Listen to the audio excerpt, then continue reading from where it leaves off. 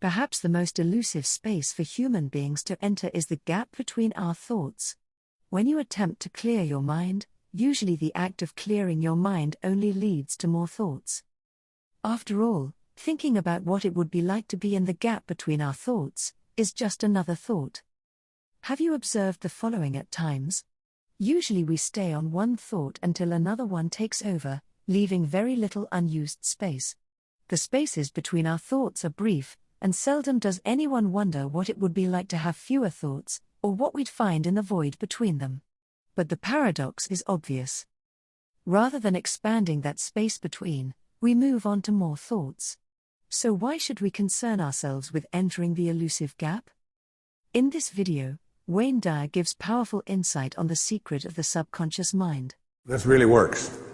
I mean, it really does work.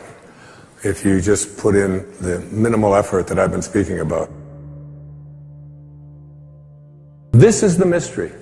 This is the great secret known by the seers and prophets and mystics throughout the ages. This is the truth that you can never know intellectually. Use this.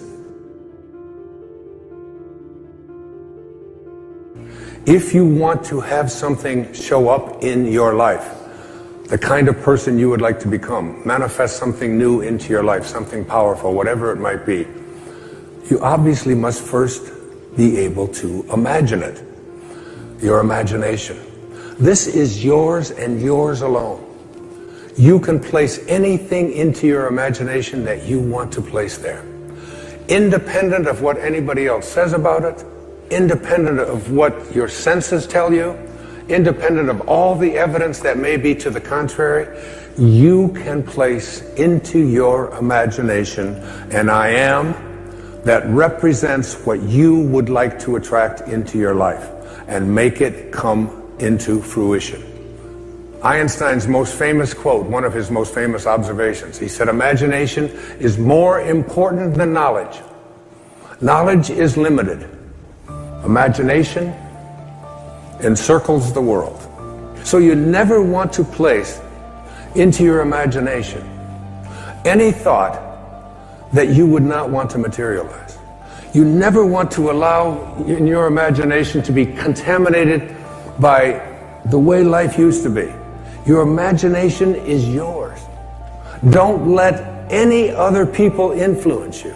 Never allow people's ideas about what is possible or impossible for you to occupy your imagination. Logic will get you from A to B, but imagination will take you everywhere. Make your future dream a present fact by assuming the feeling of the wish fulfilled. So whatever it is that you would like to experience in your life, remember, your imagination is yours. Everything that now exists was once imagined. Therefore, everything that is going to exist must first be imagined.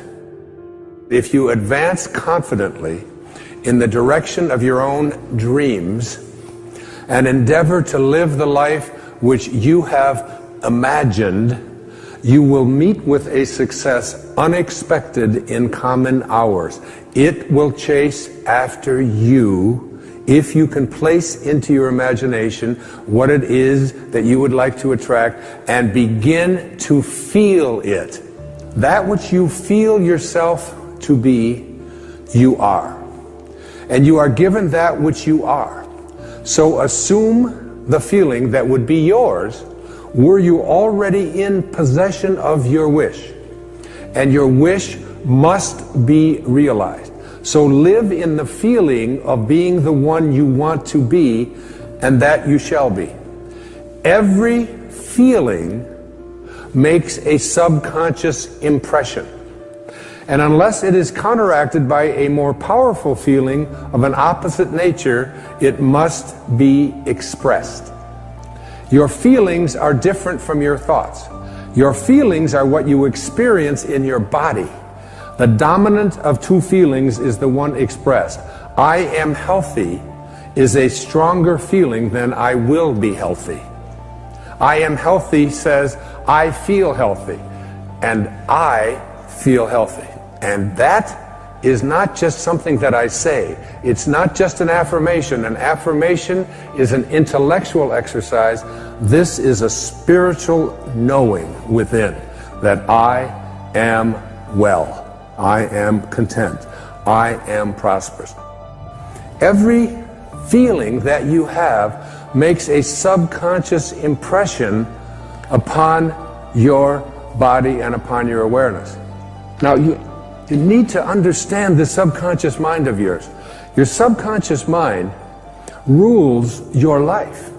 96 to 97% of everything that you do is done as a result of your subconscious mind. And when your subconscious mind gets programmed, it goes ahead and responds to whatever it is your conscious mind has placed into it. This subconscious mind of yours is most impacted by your feelings. A change of feeling is a change of destiny. If this assumption about what you would like to become is persisted in until it becomes your dominant feeling, the attainment of your ideal is absolutely inevitable. You must first assume the feeling of a wish fulfilled in all aspects of your life. So you have to say to yourself, what does it feel like to be prosperous? What does it feel like to be content? What does it feel like to be well? You have to start retraining your subconscious mind. And your subconscious mind, it responds to what it is that you suggest to it. Now, the intriguing thing about your subconscious mind, your habitual mind, is that it can't make a distinction between what it is that you are feeling as a result of what you have placed into your imagination and assumed the feeling of it, and what you are experiencing every day in your life. Your feelings create the destiny that you want. If this assumption is persisted in until it becomes your dominant feeling, the attainment of your ideal is absolutely inevitable. Use this. Don't allow anybody else's opinions. Don't allow what it says on the internet. Don't allow the research. Don't allow what anybody out there tells you is possible or not possible for you. Your subconscious mind is most comfortable when you are unconscious. You are unconscious when you are in your sleep state. And in your sleep state, your subconscious mind is busy at work. And it's so important. I call it the last 5 minutes of your day. So you get into bed, every day you get into bed, you get ready to go to sleep, and you are now you're in that state between being awake and being asleep, where you're getting drowsy, and you are going to marinate for the next 8 hours in your unconscious, subconscious mind. You're preparing your marinade. And the question is, how do you want to prepare yourself for having your instructions sealed? Your ears are opened and your instructions are sealed. So most people use the last 5 minutes of their day as they're about to enter into sleep to review all of the things that they don't like, and all of the things that didn't work, and all of the people that hurt their feelings. This is the time when you fill your mind with all of this stuff, and then you go off into sleep, and he opens your ears and seals your instructions while you are slumbering. That's right out of the book of Job. The feeling which comes in response to the question, how would I feel were my wish realized, is the feeling which should monopolize and mobilize your attention as you relax into sleep. How would I feel were what it is that I would like to attract and create. And I don't care what it is, whether it's about the condition of your body, the disease state that you're in, the fact that you've been overweight. Ignore what your senses tell you. Ignore what you see on the scale. Ignore all of that and say, I am sober. I am healthy. I am well-being. I am content.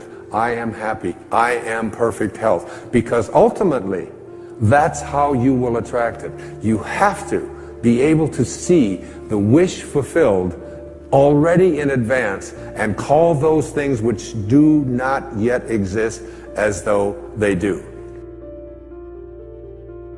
Keep this in mind when people say to me, and they say it to me all the time, what if I do everything that you say and it doesn't work?